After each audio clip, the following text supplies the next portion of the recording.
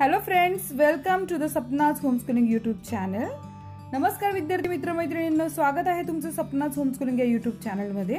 आणि आज आपण शिकतो आहोत the living world adaptation and classification. आता तुम्ही हा धडा शिकला आहात, म्हणजे याचा फर्स्ट पार्ट मी तुम्हाला शिकवलेला आहे. द लिव्हिंग वर्ल्ड मध्ये आपण अडॅप्टेशन इन प्लांट्स हा पार्ट शिकलेला आहोत. वास्तविक बघता हा धडा खूप मोठा असल्या कारणानं मला तो पूर्ण नाही शिकवला मी, कारण ते तुमच्यासाठी पण खूप जड गेलं असतं.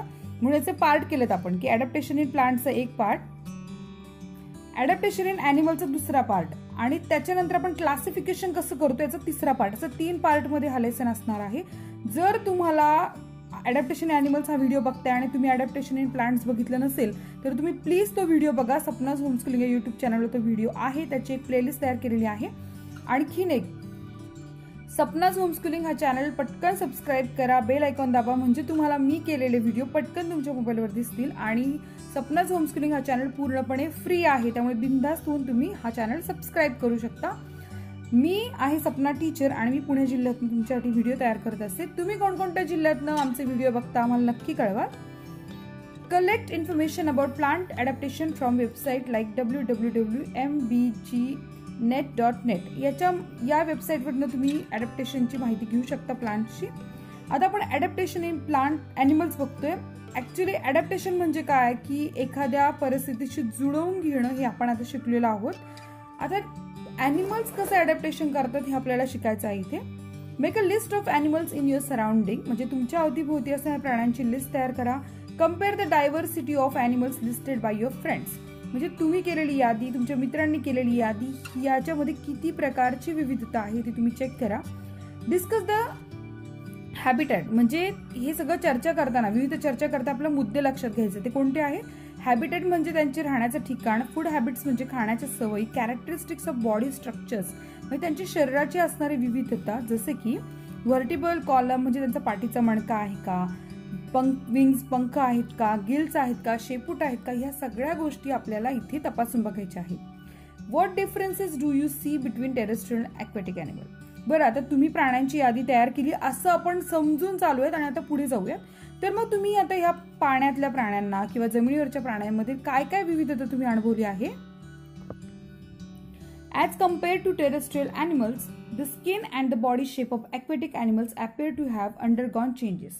जर तुम्ही जमिनीवरच्या प्राण्यांचा अभ्यास केला आणि पाण्यातले जे प्राणी आहेत त्यांच्या तुम्हाला दिसेल की जे पाण्यातले प्राणी, त्यांना ॲक्वॅटिक अॅनिमल्स असं म्हणतात, त्याच्यामध्ये बरेच बदल झालेले. जसे की आता fishes have scales on the skin, म्हणजे त्यांच्या माशांच्या अंगावर खवले दिसतात. Fins on the body, fins म्हणजे पर असतात, जसं इथे फिन्स आपण बघतोय माशांच्या अंगावरती आलेले असतात. आणि scales, fins on the body, there body tapers towards both it ends. Tapers म्हणजे त्यांचा आकार जो आहे तो असा निमुळता झालेला आहे. Their body tapers toward the both ends like a spindle shape, हा स्पिंडल शेप आलेला असतो. Fish breathe with the gills instead of a nose, आणि पाण्यातले जे मासे आहेत ते काय करतायत, ते त्यांच्या कल्ल्यांचे, गिल्स म्हणजे कल्ल्यांच्या सहाय्याने श्वास घेत आहेत. देअर आयज हॅव ट्रान्सपरंट आयलिड्स, आणि त्यांच्या पापण्यांना कसे पारदर्शक आयलिड्स असतात. They have air bladders within the body to help them to float, आणि त्यांच्या शरीरामध्ये एअर ब्लॅडर्स असतात, म्हणजे हवेच्या पिशव्या असतात ज्याच्यामुळे त्यांना पोहण्यासाठी मदत होते. Observe the bodies of the frog, duck and tortoise. आता आपल्यासाठी अभ्यास आहे की आपण बॉडीज ऑब्झर्व करायच्यात, एक म्हणजे फ्रॉग, डक आणि tortoise. Of what use are their legs to these animal, त्यांच्या पायांचा यांना काय उपयोग आहे. What helps frogs to breathe under water, म्हणजे फ्रॉग जो आहे, बेडूक आहे, तो पाण्यामध्ये कसा श्वास घेतो. Of what use are the long hind legs of a frog, आणि त्याचे जे लांब पाय आहेत त्यांना काय उपयोग आहे. Why doesn't a duck get wet in the water, आणि जो डक असतो तो पाण्यामध्ये का भिजत नाही. Of what use are bodies of the frog, duck and tortoise.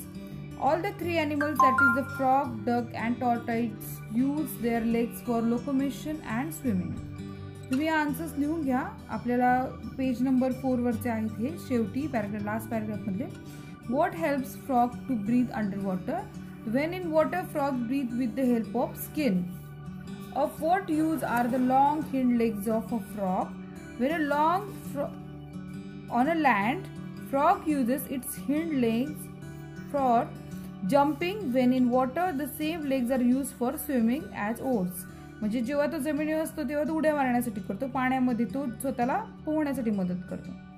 Y doesn't a duck get wet in water? बदक का ओलं होत नाही पाण्यामध्ये? Because water flows off from the waxy layer of feathers and does the duck doesn't get wet even in water. कारण जो duck असतो त्याच्या अंगावर वॅक्सी लेअर असतो, एक मेणासारखा चिकट पदार्थ असतो, त्याच्यामुळे तो ओला होत नाही. As the frog and duck have web toes. तुम्ही तर त्यांचा पाय बघितला ना, फ्रॉग आणि डकचा, तर तुमच्या असं लक्षात येईल की त्यांचे जे पाय असतात ते वेब टोज असतात, म्हणजे पाय असे चिकटलेले असतात. त्याचा फायदा त्यांना खूप होतो. They can use their legs like oars. आपण वल्लवायचं असतो ना, वल्ल होतं बघा, ते चिकटलेलं असतं, त्याप्रमाणे उपयोग होतो. Water flows off the waxy feather of the birds like duck and water.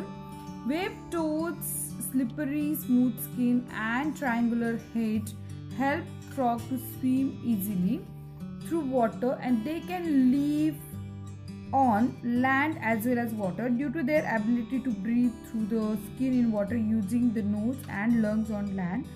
The typical color of the frog's back helps to hide among the grasses. म्हणजे बदक किंवा बेडुक्यांची रचना जी केलेली आहे पायाची किंवा त्यांच्या त्वचे, जसं बेडकाला त्वचेच्या मार्फत श्वास घेता येतो पाण्यात गेल्यानंतर, किंवा तो पायाच्या साह्यानं पाण्यामध्ये पोहू शकतो, वरती याला उड्या मारू शकतो. किंवा बदक असेल, त्याचं टोक असेल, मुंडका असेल किंवा शेपूट त्याला इतकी मोठी नसते, पण त्याचे पाय असतात जे त्याला मदत करतात पाण्यात पोहायला. सो हे सगळं स्ट्रक्चर ते त्यांना मदत करतं एकूणच पाण्यामध्ये सर्व्हाइव्ह करण्यासाठी. Make a list of the names some other amphibians you know and study their adaptation. आता हे सगळे ॲम्फिबियन होते, फ्रॉग आणि बदक, कारण हे पाण्यात पण राहतं आणि जमिनीवर पण राहतं, म्हणून आपण यांना ॲम्फिबियन्स म्हणतो, उभयचर प्राणी. तर असे तुम्हाला कोणते प्राणी माहिती जे पाण्यातही राहतात आणि जमिनीवर राहतात, त्याची यादी करा. आता आपण adaptation in forest and grassland animals. आता आपण फॉरेस्ट काय असतं, ग्रासलँड काय असतं बघितले मगाशी. आता आपण काय करायचं की ॲडॅप्टेशन म्हणजे प्राण्यांनी, ग्रासलँडच्या प्राण्यांनी, जंगलातल्या प्राण्यांनी कशा प्रकारे स्वतः शरीरामध्ये बदल करून घेतले ते बघूया. Carnivorous animals like the wild dog, fox, tiger and lion have strong legs to run fast and capture their prey. म्हणजे आपली शिकार पकडण्यासाठी हे जंगली कुत्रे असतात, कोल्हे असतात, वाघ असतात, सिंह असतात, यांचे पाय कसे एकदम मजबूत आहेत. They have claws and their canine teeth are sharp and pointed. ते प्राणी कसे असतात, त्यांची नख, त्यांचे दात, त्यांचे सुळे कसे असतात, टोकदार असतात. आणि त्याचा ते उपयोग, what is the function of such teeth. आता हे अणुकुचदार दात, जे टोकदार दात असतात, हे जे दात आपल्याला दिसतात हे दोन, त्याचा उपयोग काय आहे. तर याचं उत्तर खूप सोपं आहे की शिकारीला पकडण्यासाठी आणि प्राण्यांना फाडून खाण्यासाठी त्याचा उपयोग होतो.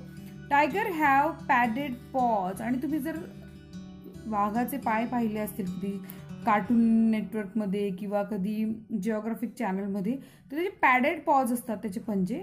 This enable them to silently stalk their prey and capture it easily. त्यांचे पाय इतके गादीसारखे असतात ना की ते पाय ठेवतात तरी पानांचा सुद्धा आवाज होत नाही, त्याच्यामुळे त्यांना त्यांची शिकार पकडणं खूप सोपं जातं. The eyes of predatory carnivorous are located in the front of their head. आणि त्यांच्या डोळ्यांचं वैशिष्ट्य म्हणजे काय, त्यांच्या बरोबर असे सरळ डोळे असतात. It help them to spot their prey from long distance. आणि त्यांच्या डोळ्यांची रचना अशा प्रकारची असते त्यामुळे त्यांना त्यांचं जे भक्ष्य हे जे शिकार आहे ती त्यांना लांबून दिसते. The eyes of herbivorous are below the forehead. आणि जर तुम्ही शाकाहारी प्राण्यांचे डोळे पाहिले तर त्यांचं काय, त्यांच्या फोरहेडच्या खाली असतात. This gives them wide angle vision which help protect them from प्रेडिएटर्स.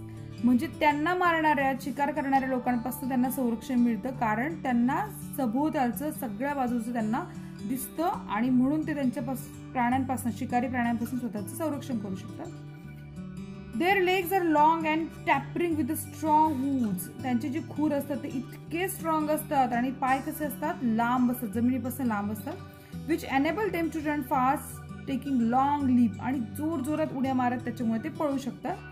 Their long and freely moving ears can receive sounds from the long distances and different direction.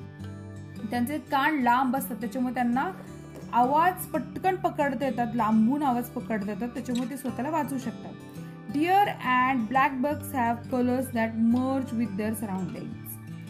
त्यांना जो मिळाला रंग आहे हार्बिवोरस प्राण्यांना म्हणजे शाकाहारी प्राण्यांना, तो रंग कसा की त्याच्यामुळे ते स्वतःला आसपासच्या परिसरामध्ये लपवून ठेवू शकतात. Their teeth are strong for chewing tough plant material. म्हणजे त्यांचे दात इतके स्ट्रॉंग असतात या शाकाहारी प्राण्यांचे की ते आरामात किती टफ जे मटेरियल असतं खाण्याचं ते खाऊन पचवू शकतात.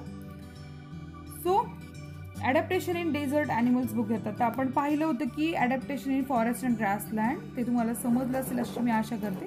आता आपण ॲडॅप्टेशन इन डेझर्ट ॲनिमल्समध्ये, हे सगळे डेझर्ट ॲनिमल्स आहेत आणि या सगळ्या डेझर्ट ॲनिमलनी स्वतःमध्ये कसं ॲडॅप्टेशन केलं ते बघतोय. Adaptation desert animals. Deserts are characteristics by severe scarcity of water. कारण आपण जर वाळवंट म्हटलं की तिथं पाण्याचं दुर्भिक्ष म्हणजे पाण्याची कमतरता असते. हेच deserts animal have a thick skin to prevent loss of water from the body. म्हणजे त्यांच्या शरीरातनं पाणी जाऊ नये यासाठी त्यांची त्वचा कशी असते, खूप टफ असते. Their legs are long with a flat and cushion sole. आणि त्यांचे पाय कसे असतात, लांब असतात. तुम्ही उंटाला पाहिलं असेल जे पाय कसे लांब असतात आणि सोल कसं असतो पायाचा, कुशन सोल असतो. The nostrils are protected by folds of skin. आता आपलं नाक, आपल्याला जर वाळवंट आलं आणि वादळ आलं धुळीचं तर आपल्या नाकात सगळी रेती जाईल आणि आपल्याला श्वासही घेता येणार नाही. किंवा आपले प्राणी, गाय, बकरी, कोणतेही प्राणी घे त्यांच्या नाकपुड्या मोकळ्या असतात श्वास घेण्यासाठी. पण वाळवंटातल्या प्राण्यांच्या नाकपुड्यांवर काय असतं, एक स्किनचा फोल्ड असतो ज्याच्यामुळे वाळवंटाची रेती उडाली किंवा वादळ आलं तर ते स्वतःला प्रोटेक्ट करू शकतात, सांभाळू शकतात. The eyelashes are long and thick. आणि त्यांचे पापड्या इतक्या लांब आणि जाड असतात ना, त्यामुळे ते धुळीपासून प्रोटेक्शन करू शकतात. Rat, snakes, spiders, lizards in deserts live in deep burrows during day time and are active at night. म्हणजे ते दिवसा काय करतात, स्वतःला गाडून घेतात जमिनीमध्ये हे बाकीचे प्राणी आणि रात्रीच्या वेळेला ते बाहेर पडतात. आणि दिवसा गाडून का घेतात जमिनीमध्ये, कारण इतकी उष्णता, इतकं वादळ, इतकं वातावरण जे असतं ना ते भयानक असतं. मग त्यामुळे त्यांना ते बाहेर पडण्यापेक्षा ते जमिनीमध्ये काढून घेतात. आणि रात्रीच्या वेळेला गारवा असतो हवेमध्ये पण ऊन नसल्यामुळे त्यांना तितकंसं फिरणं ते बरं पडतं म्हणून ते प्राणी बाहेर पडतात रात्रीच्या वेळेला. Now we are studying adaptation in animal of snowy region. Snowy region म्हणजे बर्फाळ प्रदेशामध्ये असलेल्या प्राण्यांचं समायोजन काय आहे, ॲडॅप्टेशन काय बघतोय. So from the internet download images of animals like yak, polar bear, white fox, silver fox, mountain goat, Siberian husky dog, snow leopard. Compare these images with those similar animals from tropical forest. म्हणजे विषुववृत्तीय प्रदेशातले प्राणी म्हणजे आपल्याकडचे प्राणी आणि बर्फाळ प्रदेशातल्या प्राण्यांच्या चित्र तुम्ही नेटवरनं बघून ठेवा आणि आपल्यात काय फरक दिसतो तुम्ही बघा.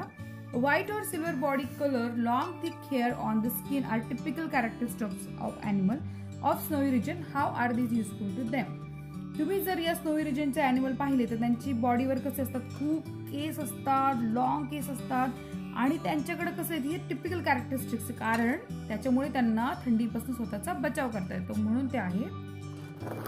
Adaptation in aerial animal. Aerial animals म्हणजे काय, जे हवेमध्ये उडतात त्यांना एरियल ॲनिमल्स म्हणतात. What is the main difference between vehicles on the road and aeroplanes. काय फरक आहे एरोप्लेन आणि रस्त्यावरच्या वाहनांमध्ये. तर बेसिक आहे की एरोप्लेन हवेत उडतात आणि वाहनं रस्त्यावर चालतात. The spindle shape body of birds also minimises the resistance of air while flying. जर पक्ष्यांचा आकार तुम्ही बघितला तर हा जो आकार आहे तो कसा स्पिंडल शेप आहे आणि ह्याचा उपयोग काय होतो, जेव्हा ते वाऱ्यामध्ये प्रवास करतात, उडत असतात तेव्हा त्यांना मदत होते. With hollow bones, a body covering of feather and modification of 4 legs into wings, their body is light in weight and adapted. आणि त्यांचा जो स्पिंडल शेप आहे त्याच्यामुळे काय होतं, हवेला कापणं खूप सोपं होतं आणि पोकळ हाडांमुळे त्यांचं वजन कमी होतं आणि त्याच्यामुळे त्यांना उडणं सोपं पडतं. The body of insects also is light in weight and tapers to both end. जर तुम्ही कीटकांची शरीर रचना पाहिली तर ती पण कशी असते, ती दोन्ही म्हणजे टोकाला निमुळती असते आणि त्यांना पण पंख असतात. They can fly with the 2 pairs of wings. आणि त्यांना 2 पंख असतात. And also walk and 6 stick-like legs. आणि त्यांना पाय असतात, 6 पाय असतात जे की चालतात. Bat can fly with the help of patagium, a thin fold of skin between their 4 legs. जर तुम्ही वटवाघूळ पाहिलं म्हणजे त्याला बॅट असं म्हणतात, तर त्याचे जे पंख असतात ते कसे असतात, एका पातळ पडद्याने चिकटलेले असतात, त्याच्यामुळे त्याला उडणं शक्य होतं. अँड 4 legs आणि हिंड लेग, त्याचे पुढचे पाय आणि मागच्या पायांना जोडणारा एक पातळ पडदा असतो, याच्यामुळे तो आरामात उडू शकतो. Observe the various birds and insects in your area. वेगवेगळ्या पक्ष्यांना, प्राण्यांना, कीटकांना निरीक्षण करा, बघा. आता ॲडॅप्टेशन इन रेप्टाईल बघू. हा शेवटचा पार्ट आहे या व्हिडिओचा. त्यानंतर तिसरा पार्ट आपण करणार आहोत जो की adaptation for food in animals आणि क्लासिफिकेशन हा असणार आहे. Observe from the distance how snake and earthworms creep. कसे पाण्या जमिनीवरती हे प्राणी चालतात. Which organ do they use for creeping. कशा प्रकारे ते स्वतःचं शरीर वळवळ चालत असतात. Are there any special changes for their purpose. त्यांच्यामध्ये काही बदल झालाय का. Note any such changes. Animal like house lizard, garden lizard, crocodile use there muscles for gripping. Similarly, they show adaptation in skin, soles of feet, body colors, etc. For example, the house lizard and monitor lizard have claws, toes, and thin soles, whereas snake have a scaly skin. म्हणजे तुम्ही जर पाल पाहिली आणि पाल कोणती आपल्या घरातली पाल, garden मधली पाल किंवा साप, टॉर्टोइजेस सगळ्यांमध्ये तुम्हाला एक बेसिक डिफरन्सेस दिसतील. जसं की सापाला थोडेसे खवले असतात अंगावरती पण त्याला पाय नसतात आणि तो कसा वळवळत चाललेला असतो. पण पालींचे पाय शॉर्ट असतात पण त्यांच्या पंजांची रचना अशी असते की ते जमिनीला भिंतीला अगदी चिकटून राहू शकतात. तशा प्रकारच्या विविध बदलांचं, विविध डिफरन्सेसचं तुम्ही अभ्यास करणं गरजेचं आहे. कारण विज्ञान म्हणजे फक्त पुस्तक अभ्यासणं नाहीये, तर विज्ञान म्हणजे तुम्ही तुमचा परिसर अभ्यासणं हेही आहे. जर तुम्हाला हा व्हिडिओ आवडला असेल तर नक्की लाईक करा, शेअर करा आणि सपनाच होमस्कूलिंग चॅनेलला सबस्क्राईब करा. तर हा आपला दुसरा पार्ट होता. आता तिसरा पार्ट आपला ॲडॅप्टेशन इन ॲनिमल्स असणार आहे, फूड इन ॲनिमल्स असणार आहे. म्हणजे फूडचं ॲडॅप्टेशन कसं झालंय आणि हा जो आपला क्लासिफिकेशन एवढा पार्ट झाला की मग आपला लेसन कम्प्लीट होईल. तर हे 2 व्हिडिओ जे आहेत ॲडॅप्टेशन इन प्लांट्स आणि ॲडॅप्टेशन इन ॲनिमल्स ते नक्की बघा. आणि सपनाच होमस्कूलिंग चॅनल नवीन असेल तर लगेच सबस्क्राईब करा, बेल आयकॉन दाबा. चलो बाय.